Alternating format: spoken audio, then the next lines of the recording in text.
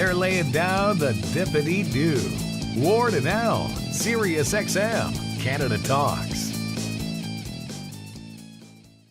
Ian, Al and I were reading about it a good bit. You have obsessive compulsive disorder. That's right. And you've done projects about it. You've written about it a lot. And you said in one of the articles I read that Mikey helps you deal with that a good bit. Yeah. I think without Mikey on set, I'd struggle a lot more than I actually do. It can interfere with the filming process. Pull that mic up. Sorry. It's usually when I'm tempted to shout now just to sort of confuse listeners, but that's not fair. I'm having an OCD as we speak. I'm having an OCD live on air. There you go. If only you could see this anxiety attack. No, it is tricky when I'm on set and I have an OCD because it's pressure demands, and it's comforting to see that Mikey's with me, and I'll just grab him, pull him into a corner, and say, right, this is what's happening. I've just sat down. Have I cracked my coccyx? Have I scratched my eye with my finger? All sorts of various ruminations, unwanted thoughts that run through your head when you suffer from OCD. It is quite challenging at times, but it does help to have. I came out. Everyone in Coronation Street, the cast and crew know that I have OCD, but in the early days, when I was starting out as an actor, it was a best kept secret, which wasn't pleasant to have, so I couldn't turn to anyone. So it's been a great relief since I've been able to come out. But yeah, it's good to have Mikey around. He's sort of my security blanket. I charge a fortune as well.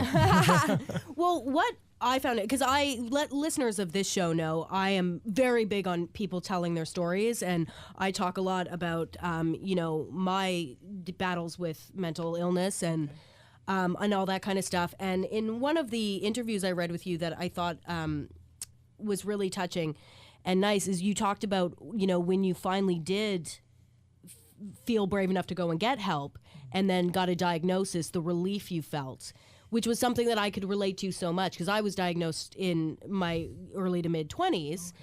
And there is that feeling before you know what's going on with you, like, what if this just gets worse and worse and I'm so crazy I can't live, right? Yeah. And so the relief you feel when you're like, oh, this is something that I can work to make better. Yeah. And I thought it was really touching, just the way, you talked about that. And I think it's so important for people to be open and brave about it, and you've done that.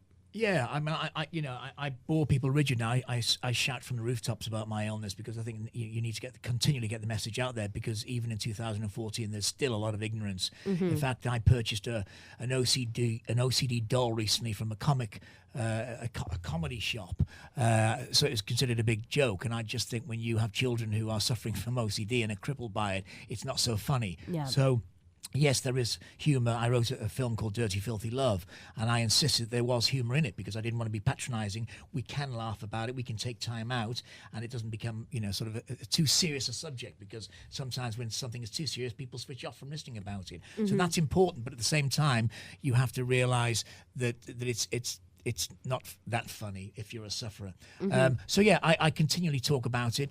I spread the word, and I also let people know that even if you are a sufferer, I'm just picking up what you've just said, there is light at the end of the tunnel. I've done all right, even though I've been crippled over the years. Here I am in Coronation Street talking to you guys in Toronto. So there is life outside of OCD, and that's important for any sufferers out there to know.